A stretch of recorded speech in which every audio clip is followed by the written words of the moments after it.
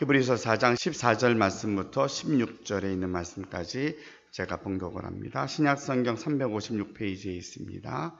그러므로 우리에게 큰 대제사장이 계시니 승천하신 이곳 하나님의 아들 예수시라. 우리가 믿는 도리를 굳게 잡을지어다. 우리에게 있는 대제사장은 우리의 연약함을 동정하지 못하실 이가 아니요 모든 일이 우리와 똑같이 시험을 받으신 이로되 죄는 없으시니라. 그러므로 우리는 공률하심을 받고 때를 따라 돕는 은혜를 얻기 위하여 은혜의 보좌 앞에 담대히 나아갈 것이니라. 아멘. 지난 주간에는 태풍 소식 때문에 온 나라가 긴장을 하고 또 기도하면서 한 주간을 보내었습니다. 또 저희 교회에서는 특별히 태풍 첫 번째 소식이 발표되었을 때에 굉장히 많이 긴장을 했어요. 왜냐하면 저희가 이제 금요일 저녁 출발해서 토요일까지 청년부 수련회를 준비하면서 우리 서산에서 출발해서 속초로 가는 일정이었거든요. 코스였는데 태풍의 진로가 딱 그 지도로 올라와 있는 그 경로가 한국에 상륙을 하면 서산으로 상륙해서 속초로 나가는 그런 코스였어요. 태풍이 오는 시간도 그렇고 태풍이 올라오면 우리 청년들이 예정했던 수련회를 갈 수 없는 그런 상황으로 이제 태풍 진로가 결정이 되었어요.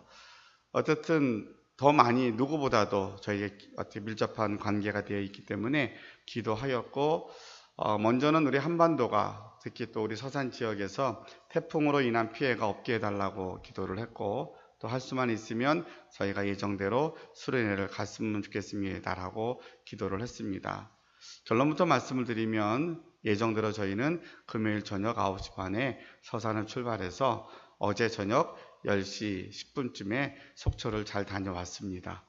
그래서 이 모든 과정들이 여러 가지, 어떤 분들은 왜 기상청에서 이런 것도 제대로 못 맞추냐고 얘기하는 분도 있기도 하고, 또 여러 가지 분석이 많이 있긴 하겠지만 저의 마음속에서는 누군가가 간절히 기도하여서 하나님께서 강제적으로라도 태풍을 아래로 내려서라도 우리로 하여금 서산에 가게 오게 했구나라는 생각을 하면서 혼자 감사하고, 또 그런 발걸음을 인도하신 하나님께 더욱더 기쁨으로 어저께 먼 길을 잘 다녀왔습니다. 벌써 이제 7월, 8월 저희가 여름을 보내면서 폭염 때문에 많이 고생을 했지만, 교회적으로는 우리 집사님도 기도해 주셨던 것처럼 여름 성경학교, 그리고 중고등부 수련회, 또 어제 다녀온 청년부 수련회까지 모든 여름 사역을 잘 마쳤습니다. 먼저는 하나님께 정말로 진심으로 감사를 드리고요. 또 수고하신 우리 모든 성도님들에게 감사를 드립니다. 이렇게 수련회를 잘 마치고 여름 사역을 마치고 나면서 제 마음이 주신 은혜들이 있어서 먼저 그 은혜들을 나누고 오늘 본문 말씀으로 은혜를 함께 나누려고 합니다. 기도하니까 되는구나. 제가 이번 2달을 보내면서 마음에 다시 한번 확실하게 다시 한번 붙잡을 수 있었던 것이 기도하니까 되는구나. 많은 사람들이 여전히 교회는 모이기 어렵다 그러고, 주일학교가 실제로 우리보다 규모가 좀 큰 교회들도 여름 성경학교를 못하는 교회가 많습니다. 수련회, 자체적인 수련회는 엄두도 못 내고요. 청년회는 아예 없습니다. 이게 지금 한국 교회의 모습이거든요. 근데 우리 여러 가지 규모나 우리 형편으로 봤을 때에는, 또 모이는 아이들의 수를 봤을 때에도 이게 감당할 수 있을 만큼의 사실은 그런 여건은 아니었습니다. 그렇지만 우리로 하여금 기도로 준비하게 하였고, 아동부부터 시작하여서 한 달 동안 목요일마다 모여서 간절히 기도했고, 우리 중고등부도 기도 후원자를 한 사람씩 다 결정해서 50일 가까이 기도하면서, 우리 청년들은 사실은 여름 사역을 잘 수고하였기 때문에 위로의 겸해서 어저께 이렇게 다녀왔습니다. 이렇게 2달을 보내면서 많은 일들, 또 많은 역사들, 많은 결과들을 이렇게 눈으로 보면서 다시 한번 확실하게 마음에 간직하고 또 담대하게 선포할 수 있는 것은 지금도 기도하면 된다는 거죠.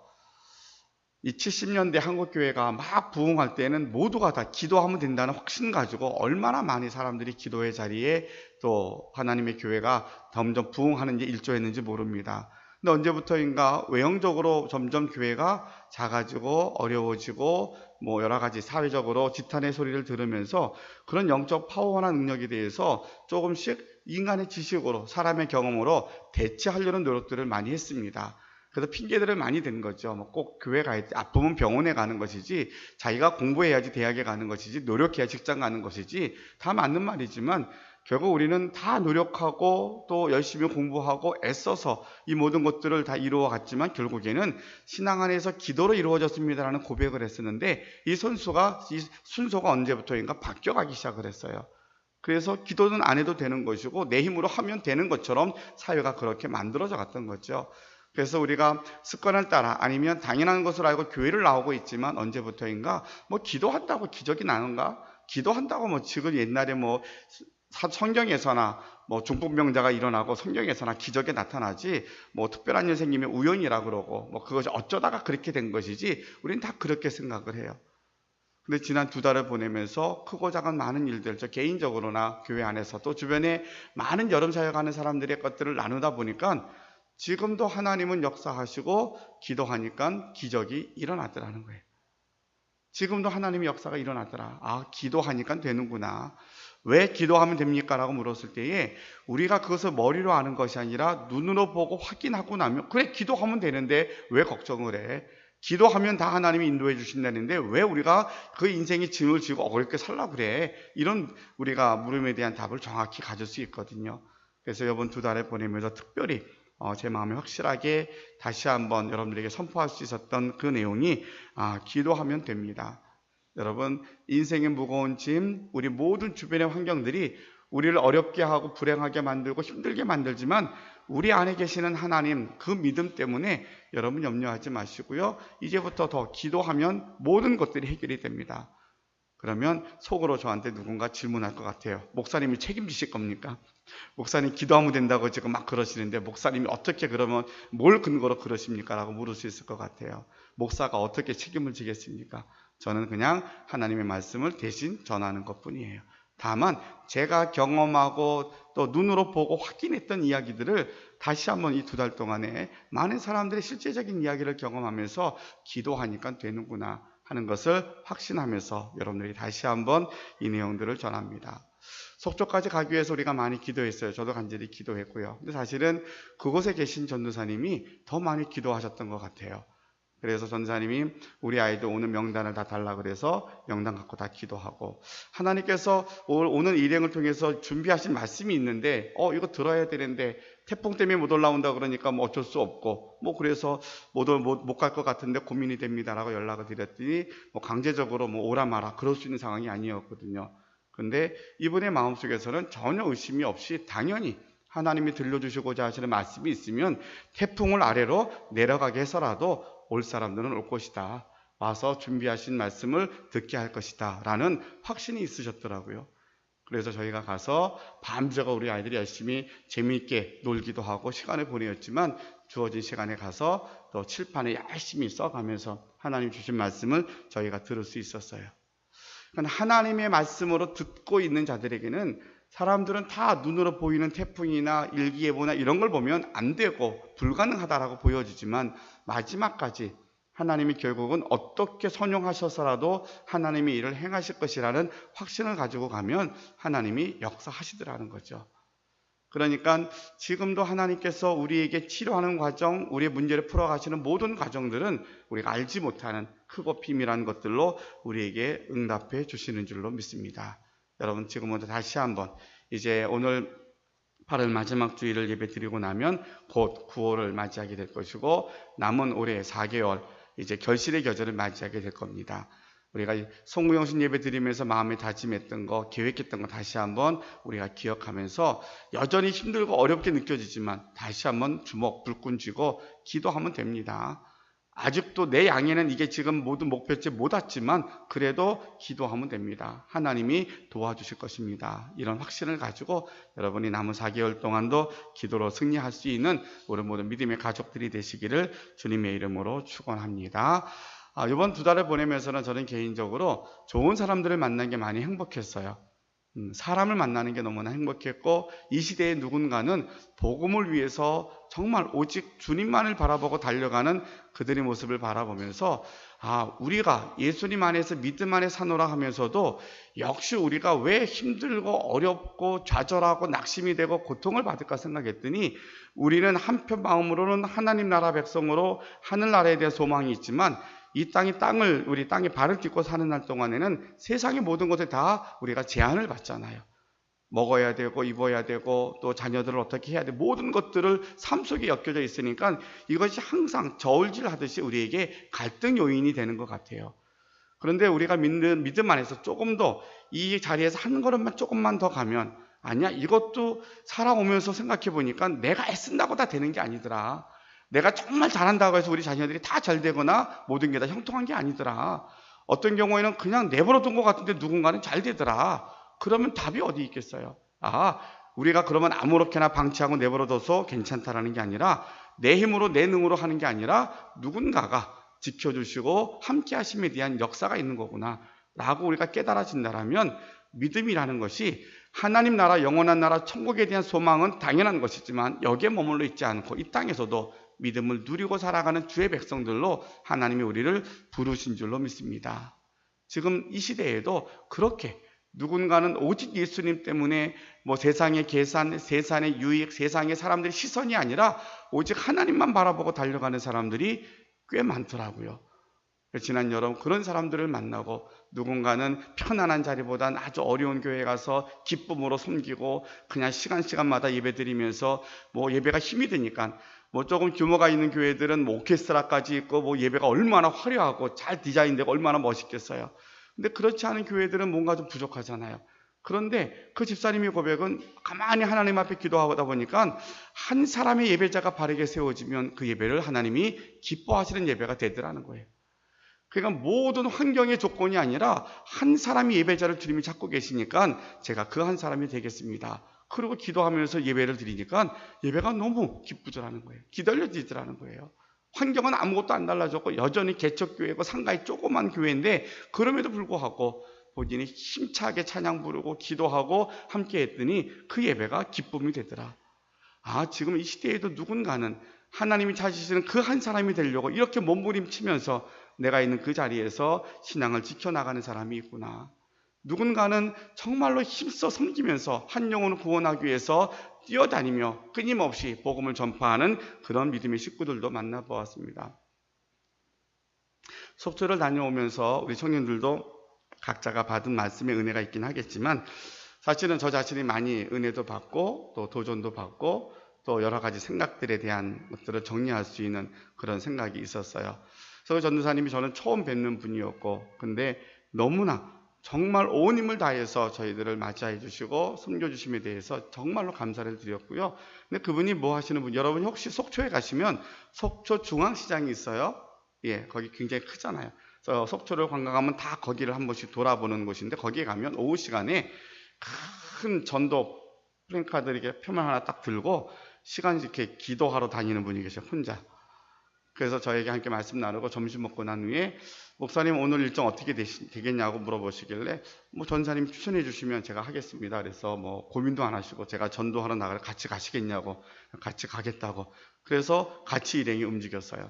그래서 어떻게 하는지도 모르고 그냥 막연히 어떻게 하시겠지라고 생각을 하지만, 어쨌든 이제 저희가 속초 중앙시장에 내리고 이제 전사님이 가셔서 준비하러 갔다 오셨는데, 복장이 색 하나 딱 메고 마이크 하나 들고 전도 하나, 깃발 하나 들고 나타나셨어요. 가자고.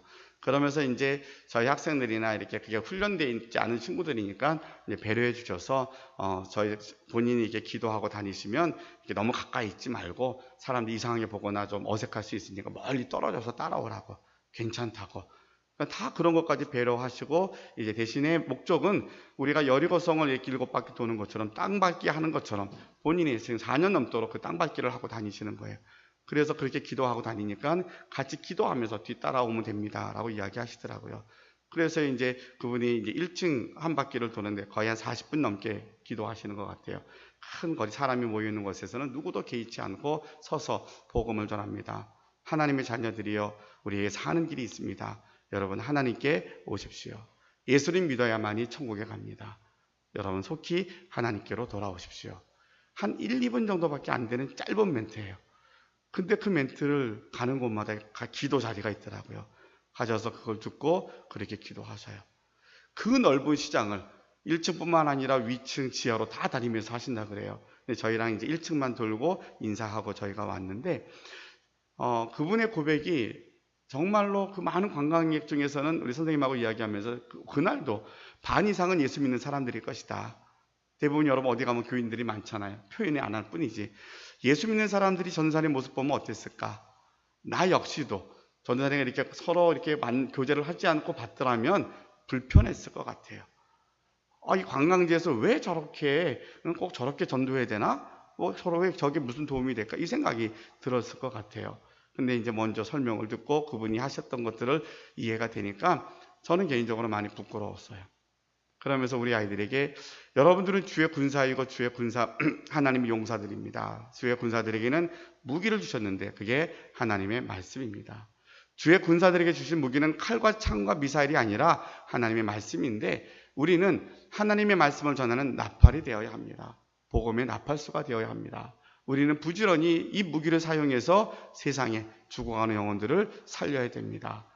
이 복음을 우리에게 전해 주었거든요. 그러니까 이분은 영적인 전쟁에서 그 속죄시장 안에 있는 영혼들을 살아가면서 구원하기 위해서 누가 뭐래도 개의치 않고 비가 오나 눈이 오나 같은 시간에 그 지역을 다 돌면서 이 복음을 전합니다. 근데 참 놀라운 게 시장 사람들이 반대하지 않아요. 충분히 불편할 것 같은데 며칠 안 보이면 궁금해가지고 물어보신대요. 왜 안 나왔냐고. 그러면서 이분은 한 영혼이라도 이 복음을 듣고 하나님께 돌아오기를. 우리가 할 일은 그 영혼을 책임지는 게 아니라 우리에게는 주님께 위탁받은 사명이 있는 거예요. 우린 주의 군사로 사명을 받았으면 우리가 받은 그 영적 무기를 가지고 이 복음을 사용하는 그러한 선포자가 돼야 되는 거죠.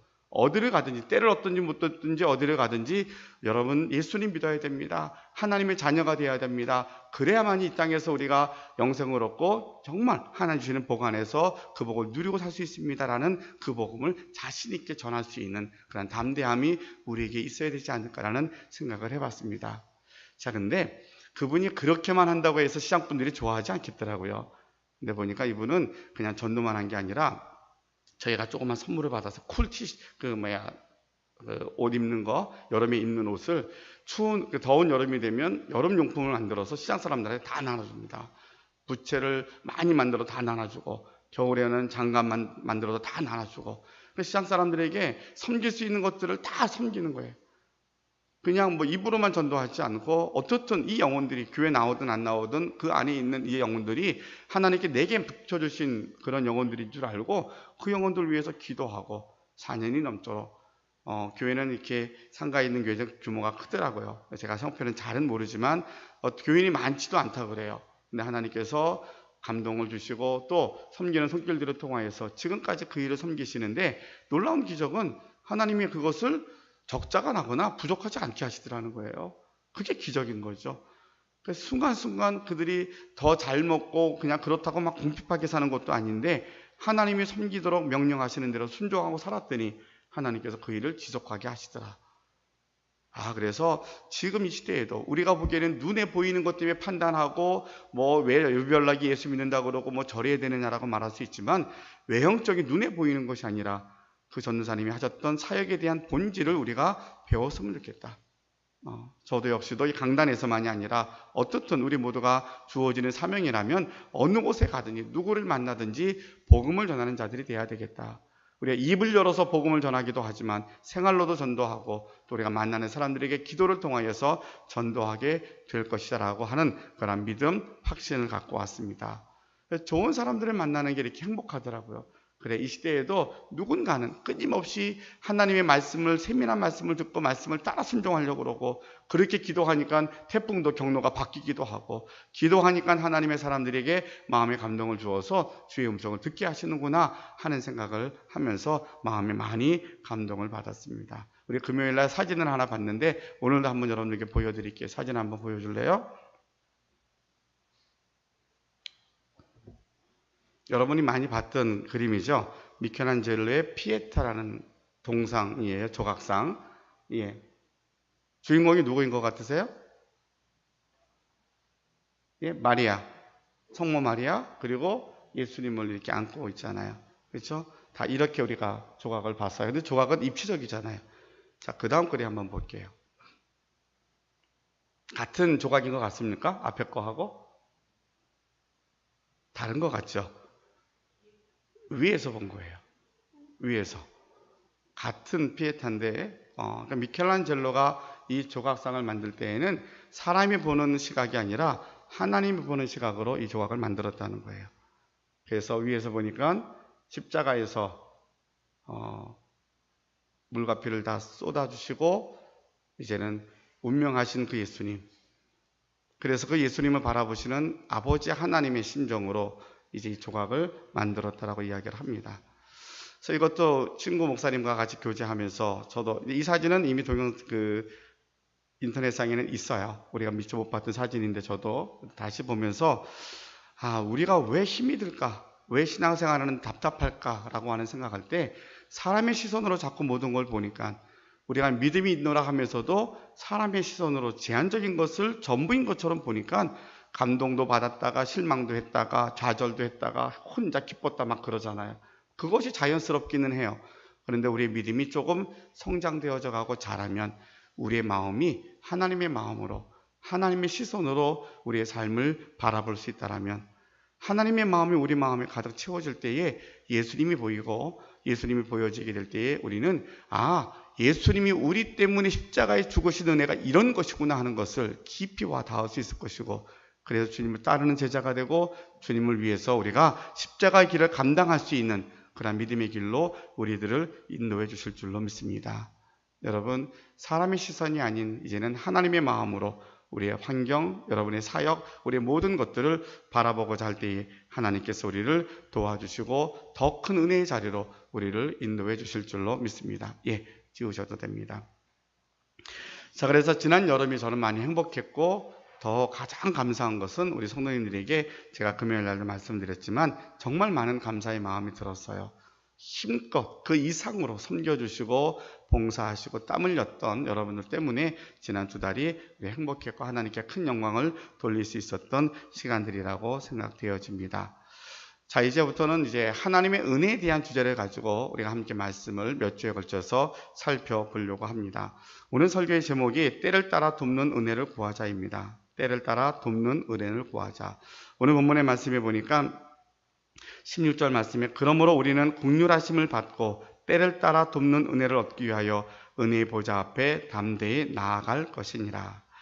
때를 따라 돕는 은혜란 항상 우리에게 머물러 있는 은혜라는 뜻입니다. 항상 은혜 안에 있기 때문에 하나님의 인도하심으로 인하여서 필요한 것들을 다 공급받고 그로 인하여서 우리가 어떤 상황에 놓여 있다 할지라도 우리가 좌절하거나 낙심하지 않고 포기하지 않고 이겨나갈 수 있는 능력을 우리가 확실히 우리가 마음속에 확인할 수 있게 될 겁니다. 기쁠 때나 슬플 때나 어떤 상황이든 하나님이 나와 함께 하십니다.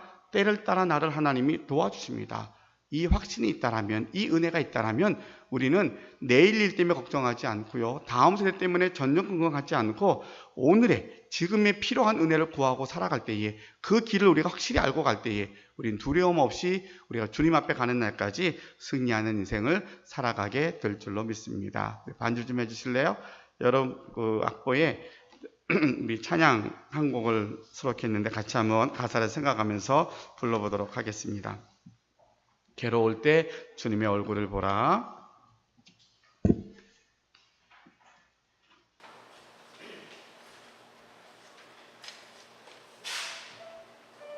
혹시 여러분이 지금 자리에서, 내 삶의 자리에서 힘들고 어려운 분들이 계시더라도 가사를 잘 생각하면서 함께 찬양했으면 좋겠습니다. 괴로울 때 주님의 얼굴 보라. 평화의 주님 바라보아라. 세상에서 시달린 친구들아, 위로의 주님 바라보아라. 눈을 들어 주를 모든 염려 주께 맡겨라. 슬플 때에 주님의 얼굴 보라. 사랑의 주님 안식 주리라. 힘이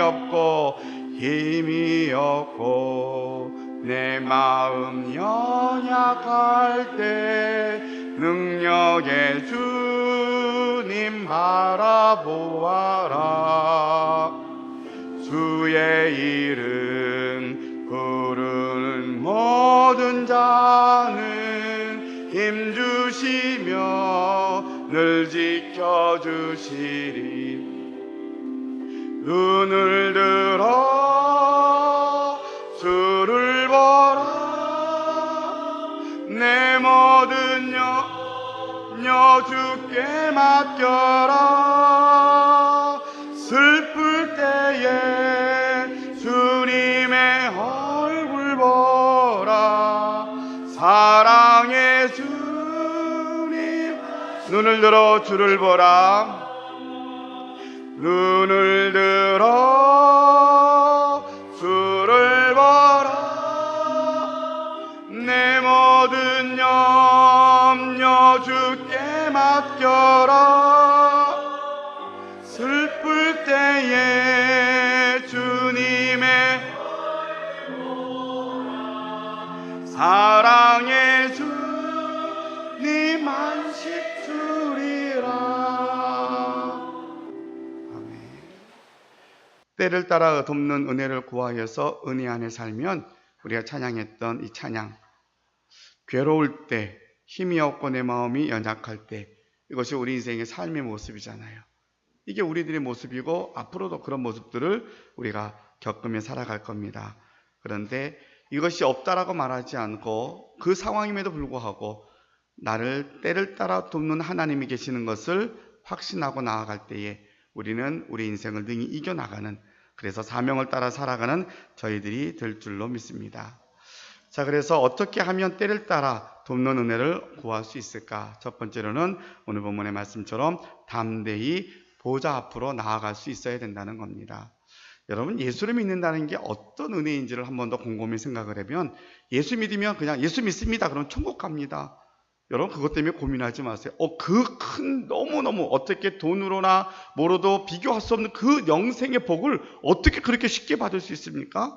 우린 그냥 믿습니다 하면 받는 것 같지만 쉽게 받은 게 아니고요. 아까 사진에 봤죠? 하나님이 우리를 살리시려고 독생자를 이 땅에 보내셨고 그가 죽기까지 하셨기 때문에 우리가 얻어진 복입니다. 근데 우리는 이것을 너무 간단하게 쉽게 그냥 믿기만 하면 구원받습니다 하다 보니까 너무 값싼 은혜처럼 생각을 해요. 그래서 은혜를 알면 알수록, 믿음이 깊이가 들어가면 들어갈수록 우리는 더 영적으로 교만해지고 기적을 행하고 이렇게 되는 게 아니라, 나 때문에 하나님이 사람이 되셔서 죽기까지 하셨구나, 이게 너무 감사해서 이것 때문에 내 모든 것을 다 배설물로 여기고 십자가만 자랑하는 사람이 되는 거예요. 이게 믿음으로 가는 단계이거든요. 어쨌든 예수를 믿으면 우리는 다 영생을 얻고 구원받는 백성입니다. 근데 예수를 믿음으로 얻어지는 가장 또 하나의 큰 축복은 뭐냐면, 우리 사람은 원래 하나님의 형상으로 지음받아서 에덴 동산에서 정말 모든 걸 누리고 살도록 하나님이 지어주셨는데, 죄로 말미암아 하나님과 사람의 관계가 단절이 되었어요. 죄의 결과로 가장 무서운 형벌은 뭐냐면 하나님과 우리가 관계가 끊어졌다는 거예요. 아무리 우리가 하나님을 찾아도 하나님을 만날 수 없고 하나님께 나아가서 우리가 어떻게 할 수 있는 길이 없는 것, 이것이 인간에게 가장 큰 비극이고 슬픔인데, 그래서 인간들은 선행을 통해서 아니면 타종교를 통해서 이것을 극복하려고 지금도 노력을 합니다.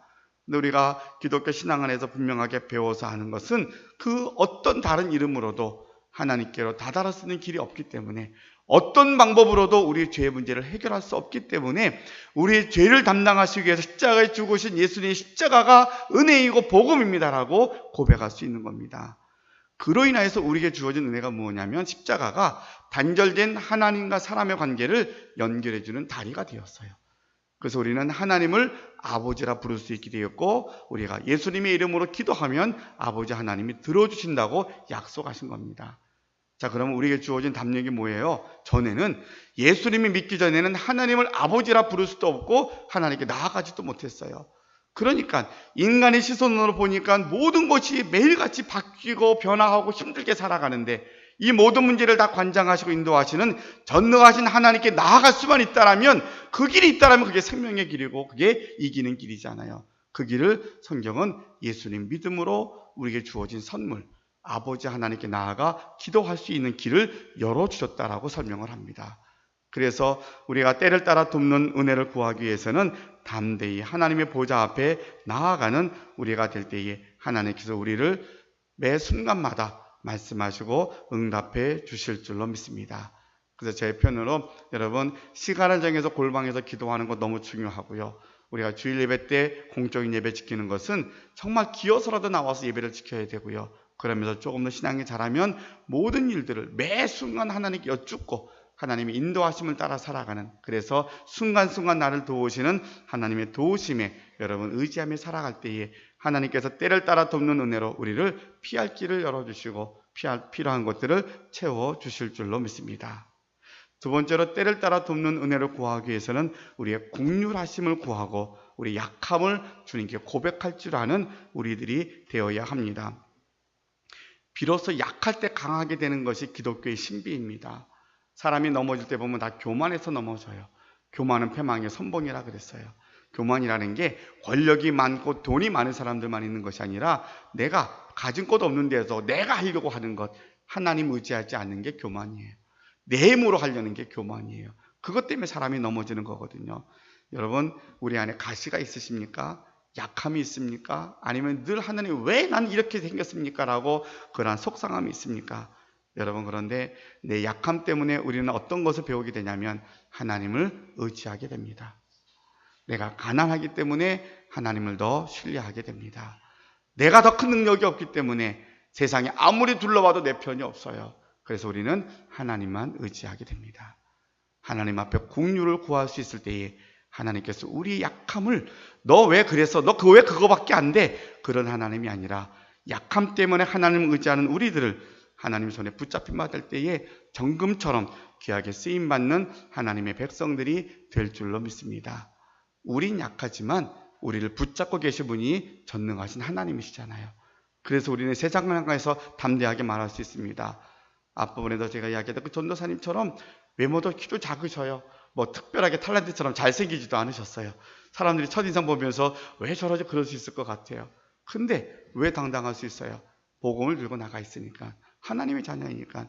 우린 약한 것 때문에 주눅이 들었고 왠지 세상에 나가면 사람들이 나에게 힘이 없는 것처럼 보일지 모르지만 괜찮아요. 약한 그 모습 그대로 나는 예수 믿는 사람입니다. 하나님이 나를 택하여서 하나님 자녀 삼으셨습니다. 당신 예수 믿어야 됩니다. 복음을 전할 수 있는 확신을 갖게 되는 거예요. 여러분의 약함을 무기로, 영적인 무기로 바꿀 수 있는 지혜가 이 시간 여러분의 마음속에 확실하게 여러분 마음에 거할 수 있기를 바랍니다. 이제는 그것을 떨쳐버릴 수 있어야 돼요. 내 부족한 것 때문에 매여 있지 마세요. 왜냐하면 네 약함을, 그것 때문에 주님을 의지할 수 있고요. 그것 때문에 주님이 필요한 거거든요. 그래서 긍휼을 구할 때에 하나님께서 우리를 더욱더 긍휼과 자비를 베풀어 주심으로 하나님을 의지하는 우리에게 더 굳건하게 하나님 백성으로 삼아 주실 줄로 믿습니다. 세 번째로는 우리가 믿는 그 하나님을 굳건하게 붙잡고 나아갈 수 있어야만 합니다. 어느 한 수술 간호사 이야기가 이렇게 기록되어 있는데 한번 제가 읽어드릴 테니까 한번 들어보세요. 심장 수술을 받는 어떤 여자 집사님의 간증이었다 그래요. 수술 전날 담당 간호사가 찾아와서 이렇게 이야기합니다. 제 손 꼭 잡으세요. 그러면서 이어서 말하기를, 이제 내일 수술이 시작되면 심장이 몸에서 분리되고 오직 기계의 도움에 의해서 생명이 유지됩니다. 수술이 성공적으로 끝나면 심장이 다시 연결되어 정상적인 기능을 발휘하게 될 것입니다. 그러나 마취에서 깨어나고 의식이 돌아온 다음에도 6시간 정도는 전혀 움직일 수 없습니다. 의식은 있지만 말도 못하고 손가락 하나 까딱하지 못하게 됩니다. 죽은 것 같은 상태에 놓이게 되는 거지요. 그렇지만 그런 상황 속에서도 내가 당신을 곁에서 지금처럼 손을 잡고 있을 것입니다. 언제 닥칠지 모르는 위험을 체크하면서 필요한 조치를 신속하게 해줄 것입니다.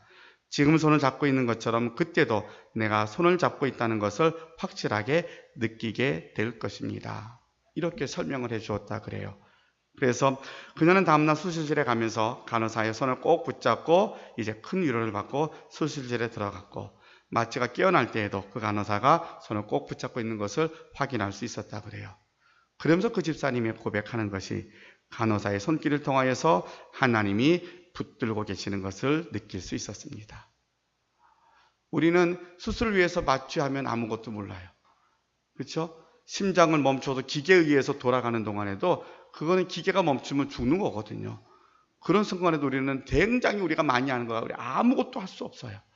그런데도 간호사의 그 한마디가, 그래, 나는 의식하지 못하지만 나를 수술하고 있는 많은 사람들이 이렇게 내 손 붙잡고 있고 이렇게 열심히 수고한다는 것을 알고 이제 수술을 받는 거죠. 편안하게 수술을 받을 수 있었고 잘 회복이 되었다는 거죠.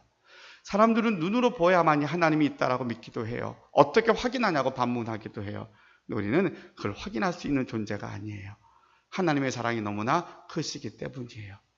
우리 이 땅에 살면 여전히 힘들고 어려운 인생을 살아가지만 그 무거운 짐을 지고 있는 우리에게 주님은 내게로 와서 내려놓으라고 말씀하십니다. 그러면서 내가 너를 꼭 붙잡고 있으니까 걱정하지 말라고. 너가 기분에 따라 매일같이 왔다 갔다 해도 나는 너를 버린 적이 없다고. 걱정하지 말라고. 주님이 꼭 붙잡고 계시다고. 우리가 할 일은 주님의 그 약속을 붙잡으면 되는 거예요. 주님을 붙잡는 게 아니라 주님이 약속을 붙잡는 거예요. 그래, 하나님이 내게 그 약속하셨지. 그 약속을 붙잡고 나아갈 때에 우리는 때를 따라 돕는 하나님의 은혜가 내 약함을 통하여서 하나님만 의지하게 되고, 이제는 담대하게 하나님께 나아갈 수 있는 특권이 있음을 깨닫고 매 순간 하나님께 여쭙고 살아갈 때에 여러분들은 순간순간마다 내가 아는 것, 알지 못하는 것까지라도 하나님 인도하심을 경험하면서 매일같이 감사하는 하루하루를 살아가게 될 줄로 믿습니다. 이제 말씀을 마칩니다. 정말 믿음 안에 사는 게 특별한 게 있을까? 날마다 기적을 일어나고 날마다 대단한 일이 일어날까? 그것이 아니라 날마다 은혜를 고백하며 사는 거더라고요.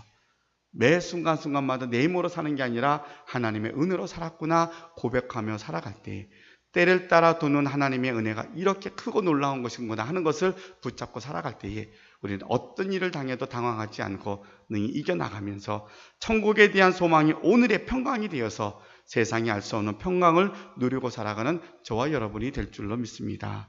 자, 왜 우리에게 그 은혜를 주셨을까? 우리에게 복음을 전하는 사명을 주신 거라는 거죠. 여러분, 때를 얻든지 못 얻든지 내게 주신 복음의 사명 열심히 전하여서 하나님 나라 갔을 때에는 하나님 앞에 칭찬 듣고 상급 들을 수 있는 우리 모두가 되시기를 주님의 이름으로 축원합니다. 기도하겠습니다. 사랑의 아버지 하나님, 감사합니다.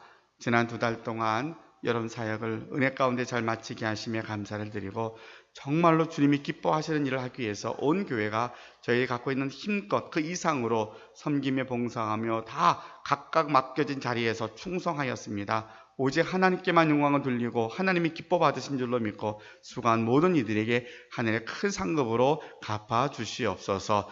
이제 모든 사역이 마쳐져서 끝이 아니라 이제 시작입니다. 우리가 받은 은혜를 통하여서 주님의 마음으로 하나님의 심정으로 우리의 주어진 사명을 따라 살아가는 저희들 되게 도와주시고, 우리는 사명을 가지고 살아가자면 여전히 이 땅에서 땅을 뜯고 살면서 우리 삶의 자리에서 일터에서 가정에서 우리가 수많은 문제들과 함께 싸우며 살아갑니다. 하나님, 우리 힘으로 살면 힘이 듭니다. 내 걱정으로 살면 날마다 근심하며 살아야 되고 원망하며 살아야 됩니다. 주님, 그러나 이 모든 세상의 시선을 내려놓고 주님이 약속하신 것처럼 때를 따라 돕는 은혜를 구하면서 하나님이 나를 지켜주시겠다고 한 번도 우리에게 시선을 놓친 적이 없다라고 하는 주님의 약속을 의지하면서 그 주님께 나아가 여쭙고 기도하고 주님의 도우심으로 승리하며 살아갈 수 있는 저희들이 되게 하여 주시옵소서. 예수님의 이름으로 기도하옵나이다. 아멘.